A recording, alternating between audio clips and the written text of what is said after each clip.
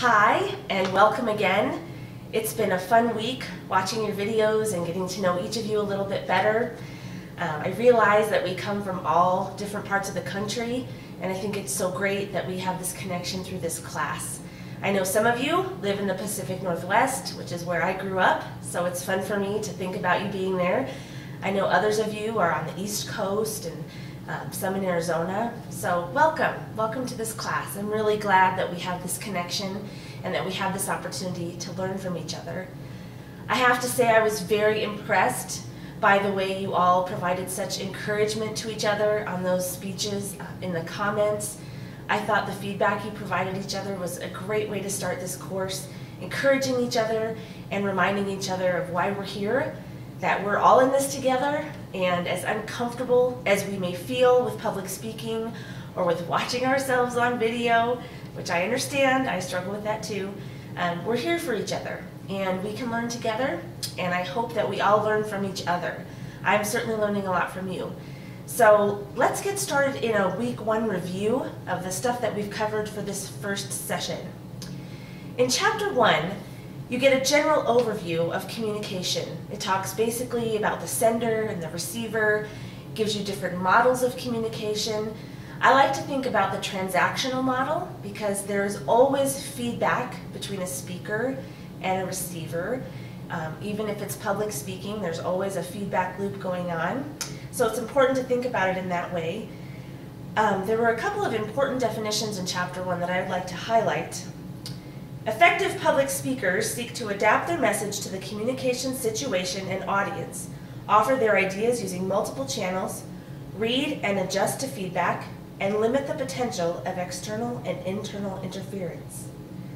Also, the definition of ethical public speakers. Ethical public speakers demonstrate respect for their audience when presenting a message by rehearsing delivery, using inclusive and tactful language, and conveying ideas in ways that round the cycle of learning. In chapter 2, it talked a lot about coping effectively with public speaking anxiety. I provided a PowerPoint presentation that highlights some of these different strategies and offers the page numbers for you to consider some of those. There was the idea about practicing and rehearsing, using systematic desensitization, some cognitive restructuring, which I think is really important, not just for public speaking, but in a lot of different aspects. If we're telling each other negative messages about what we're good at or what we're capable of, we need to rework those and write coping statements or statements of truth that will change our attitude about those different aspects. In chapter 3, it talked about important points for working on your first speech. You're over that hurdle, you've presented a first speech online, you've done a good job, so you're on to your second big speech. But you might want to go back to chapter 3 and look again at the importance of your audience, preparing your content, coming up with a main topic, a general purpose, and a specific purpose. Remember that you want to use evidence, and we're going to get to that when we talk a little bit about chapter 5. In chapter 4, there was a lot about listening and critiquing communication.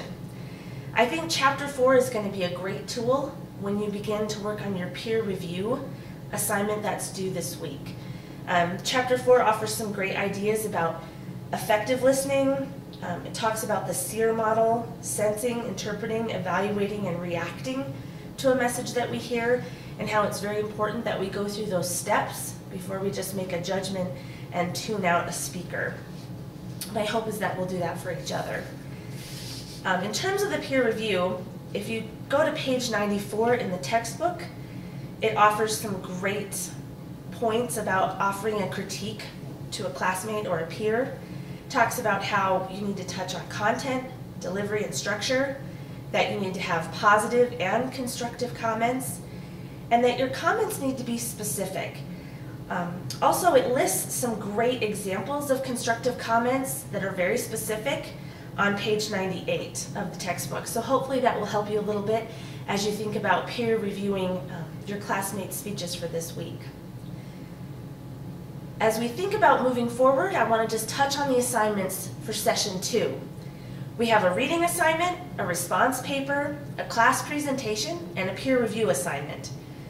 The reading assignment asks you to look at Chapter 5, which is selecting and narrowing your topic. Chapter 6, which looks at understanding your audience. Chapter 7, which talks about providing evidence and research in your speech.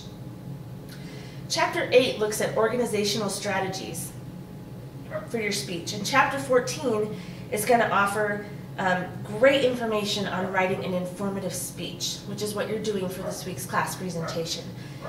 Choose a topic that's important to you, that matters to you. In a lot of ways, I encourage my students, when I'm coaching speech, to think about what matters to you. Think about areas that are important to you, things that you may even consider yourself an expert on. Many of us have skills or abilities that we're not even aware. Other people have no idea how to do that. So that might be something that you want to think about before you begin writing your speech. For the response paper, I want you to think about the rubric that will be used to evaluate your response paper. It's the CAGS, Critical Thinking and Written Communication rubric, and this is posted under Doc Sharing. You're free to use a speech that you've recently heard or a sermon, and tomorrow if you go to church and hear a sermon, or tonight or any other time before the due date on Monday, feel free to use that. Remember to cite your sources using APA style, and on the PowerPoint presentation that I will post on Doc Sharing, it lists options and sources for you to find out how to use APA style. This week's class presentation is an informative speech, and this is a very large assignment, so I want you to take time to really look at how to prepare in advance for this speech. Chapters 5 and 7 really offer some great tangible information about how to narrow your topic, how to write a thesis statement for your speech, and Chapter 7 looks at how do you find research, where do you look for evidence to support your points in your speech.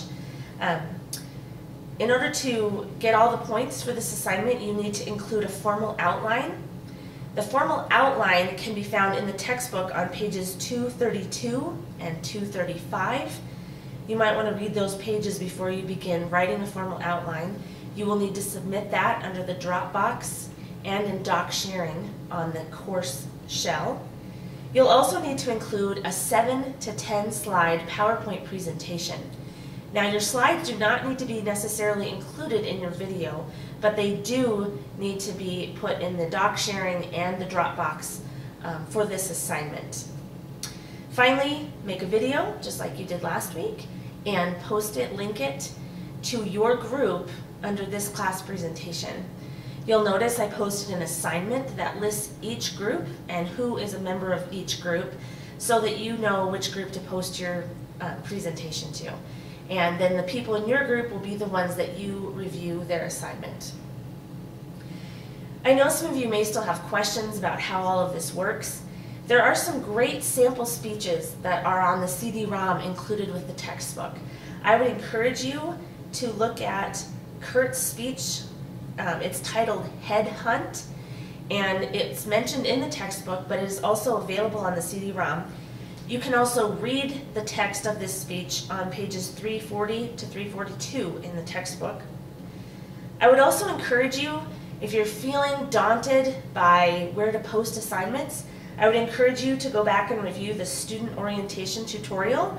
It will show you exactly how to use Doc Sharing and the Dropbox if you go to using course tools under that student orientation tutorial. You may also want to review Presenting Speeches Online, which is a link on our course homepage.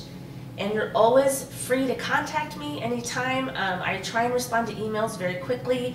I am checking the Cyber Cafe at least twice a day, and I am also happy to take your phone calls. I will be in my office from noon to 2 on Monday. That's Mountain Standard Time, or Mountain Daylight Time. I will be there this Monday to answer your questions. I hope that you're doing well, and I hope that everyone is looking forward to viewing more speeches and learning together. I wish you all the very best, and I hope you're having a good weekend. I look forward to next week.